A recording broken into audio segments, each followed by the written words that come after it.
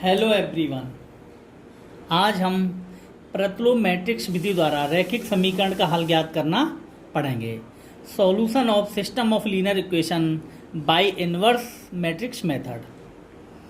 हमें कोई भी रैखिक समीकरण निकाय दिया हुआ होगा, हम 3x3 का एक स्टैंडर्डली लेके चलते हैं। ये 3x3 का हमने रैखिक समीकरण निकाल लिया, जो कि मैट्रिक्स फॉर्म में Ax = B रूप का होगा। अब यहाँ पर A क्या है, X क्या है, B क्या है। A है जो हमारी मैट्रिक्स है, X, Y, Z के जो गुणांक हैं उनसे बनी मैट्रिक्स है A। देखो, X का गुणांक है A11, Y का गुणांक है A12, Z का गुणांक है A13। ये तो हमारे पहले समीकरण में। दूसरा समीकरण पे आएंगे तो दूसरी पंक्ति आ जाएगी, A21, A22, A23। सिमिलरली तीसरी पंक्ति आ जाएगी। ये तो हो गया हमारी ए मैट्रिक्स। एक्स हमारी स्तंभ मैट्रिक्स होगी। एक्स वह स्तंभ मैट्रिक्स है जो हमारे पास चर हैं, हमें जिन चर की वैल्यू निकालनी है एक्स, वाई, जेड, तो ये उनकी मैट्रिक्स हो जाएगी। बराबर बी, तो देखो बराबर के बाद जो हमारे पास डिजिट आ रही हैं उनसे जो स्तंभ मैट्रिक्स बनेगी वो बी हो जाएगी। B1, B2, B3 ये हो गई। इस तरह से हमारे पास A, X और B हम दिए हुए रैखिक समीकरण निकाय से A, X और B ज्ञात कर सकते हैं। तो हमारे पास जो रैखिक समीकरण निकाय Ax = B होता है उसका हल होगा X = A inverse B। X, X, Y, Z हो जाएगी मैट्रिक्स। A इनवर्स हो जाएगी जो हमारे पास A मैट्रिक्स प्राप्त हुई है उसकी प्रतिलोम मैट्रिक्स, और B है B1, B2, B3 स्तंभ मैट्रिक्स। इसको हम हल करेंगे, A इनवर्स और B का गुणा, जो वैल्यू आएगी वो X और Y, Z की वैल्यू आ जाएगी। ये हमारा फॉर्मूला है। तो Ax हम यहाँ पे कंक्लूड ये निकाल सकते हैं, Ax बराबर B जो रैखिक समीकरण निकाय है उसका हल होता है X = A इनवर्स B। इसको हम एग्जाम्पल की हेल्प से समझते हैं। हम एक रैखिक समीकरण निकाय लेते हैं। हमने रैखिक समीकरण निकाय ये लिया है, 3 समीकरण हैं, 3 चर हैं x, y और z में। तो मैं x, y और z की वैल्यू निकालनी है। तो हम ये लिखते हैं, यह जो रैखिक समीकरण निकाय है Ax = B रूप का है। तो हमें इसके लिए A निकालना है, X निकालना है और B निकालना है। A जो मैट्रिक्स आएगी वो रैखिक समीकरण निकाय में एक्स, वाई, जेड के गुणांकों से बनी मैट्रिक्स है। जैसे पहले समीकरण में देखते हैं एक्स, वाई, जेड के गुणांक क्या हैं, 2, 3, यहाँ पे जेड का गुणांक है -1, तो 2, 3, -1। नेक्स्ट समीकरण में है एक्स का गुणांक 1, वाई का गुणांक 1 क्योंकि 1 वाई है, जेड का गुणांक भी 1, तो 1, 1, 1। थर्ड समीकरण में आते हैं, एक्स का मल्टीपल है 3, वाई का है -1, जेड का है -1, 3, -1, -1। इस तरह से हमें ए मैट्रिक्स प्राप्त हो जाती है। एक्स होती है जितने भी चर हैं उनकी स्तंभ मैट्रिक्स। तो हमें एक्स, वाई, जेड चर हैं, चर वेरिएबल, तो इनकी स्तंभ मैट्रिक्स हो जाएगी एक्स, वाई, जेड। बी जो होता है जो बराबर के बाद जो हमें डिजिट आती है उनकी स्तंभ मैट्रिक्स। तो पहले समीकरण में 9 है, दूसरे में 9 है, तीसरे में -1। इस तरह से हमें B आ जाएगा। तो Ax बराबर B जो होता है उसका हल होता है X = A इनवर्स B। हमारे पास B है, ये रहा। A इनवर्स हमें निकालना है, तो देखो A इनवर्स हम निकालते हैं। A इनवर्स का फॉर्मूला होता है A inverse = adjoint of A upon determinant of A। तो हम पहले डिटर्मिनेंट ऑफ A निकालते हैं। तो देखो ए मैट्रिक्स है, इसका डिटर्मिनेंट हो जाएगा, हमने डिटर्मिनेंट के चिन्ह के अंदर ए मैट्रिक्स के एलिमेंट रख दिए, तो ये डिटर्मिनेंट ऑफ ए हो जाएगा। हम 3x3 के डिटर्मिनेंट को हल करना काफ़ी क्वेश्चन में इसके पहले वाले वीडियो लेक्चर्स में पढ़ चुके हैं, एक बार और बता देता हूँ मैं। सबसे पहले हम प्रथम पंक्ति के सापेक्ष प्रसार कर रहे हैं। तो पहला एलिमेंट ले लिया, इससे संबंधित स्तंभ और पंक्ति छोड़ दिए, हमारे पास बचे 1, 1, -1, -1 यहाँ रख दिए। फिर हम दूसरे पे आएंगे तो पहले अपना माइनस का चिन्ह रखेंगे, फिर 3 उतारेंगे। हम करते इसीलिए हैं क्योंकि पहले अवयव की लोकेशन है A11, इसकी है A12, इसकी है A13। तो 1 2 की वजह से इनका योग आ रहा है 1 और 2 3, विषम है। विषम आने पर पहले हम माइनस का चिन्ह रखते हैं जब अंक को उतारते हैं। इससे संबंधित पंक्ति छोड़ दी, स्तंभ छोड़ दिया, हमारे पास बचा 1 1 3 -1, ये लिख दिया।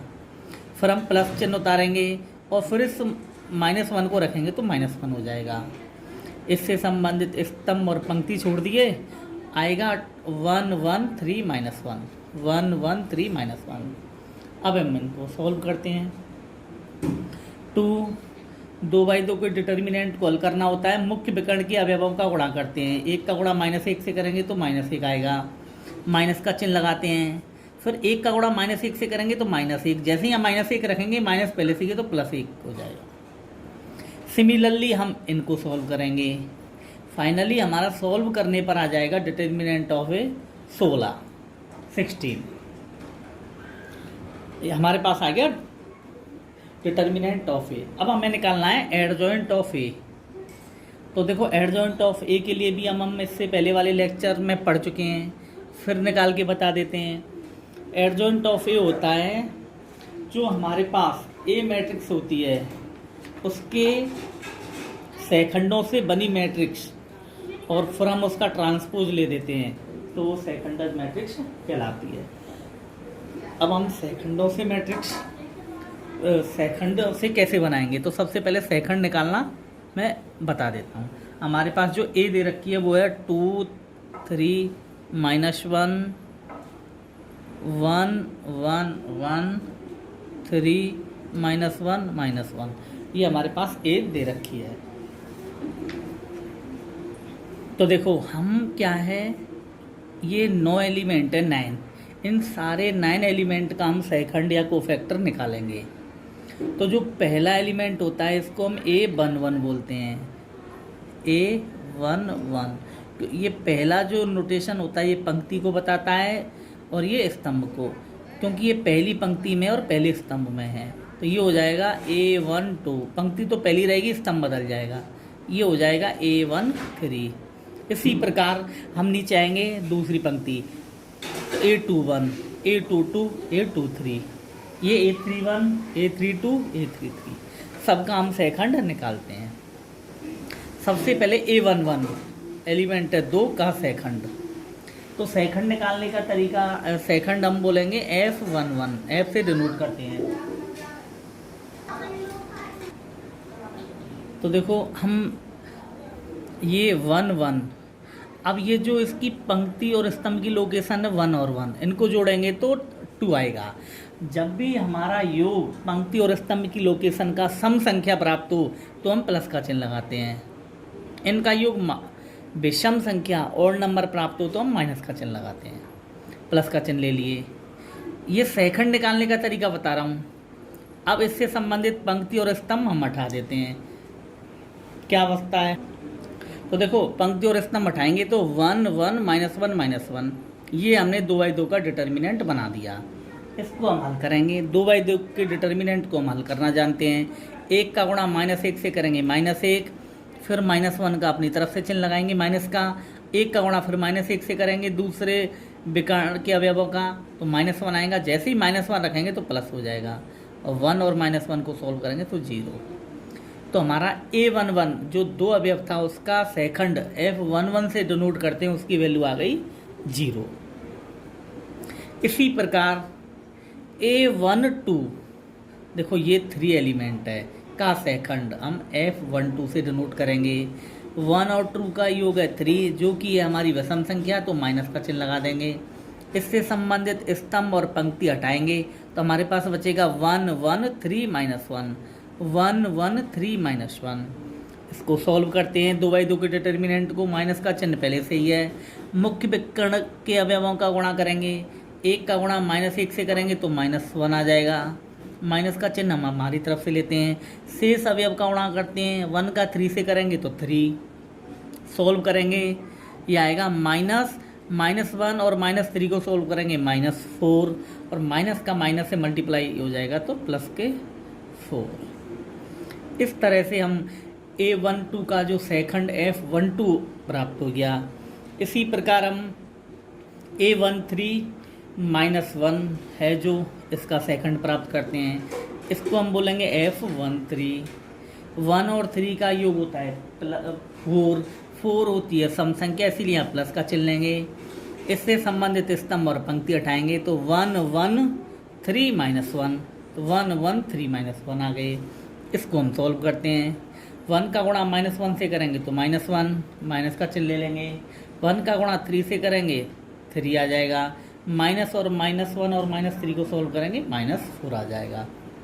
इस तरह से हमें F13 प्राप्त हो जाएगा। ऐसे ही हम सारी वैल्यू निकालेंगे। सिमिलरली हमारा जो सेकंड है F21, दूसरी पंक्ति के एलिमेंट आएंगे A21, ये है 1 का सेकंड F21 होगा, और इसको हम सेम वही प्रक्रिया से सॉल्व करेंगे क्योंकि 2 और 1 का योग 3 है। माइनस का चिन्ह लेंगे, सॉल्व करेंगे, फाइनली आप कर सकते हो 4 आ जाएगा। इसी प्रकार हम A22 जो हमारा एलिमेंट है 1, इसके सेकंड को F22 लिखेंगे। 2 और 2 4 सम होता है, प्लस का चिन्ह लेंगे, डिटर्मिनेंट का चिन्ह बना देंगे, सॉल्व कर देंगे, 1 आ जाएगा। आप खुद इनको सेकंड को निकाल सकते हो। सिमिलरली हम निकालेंगे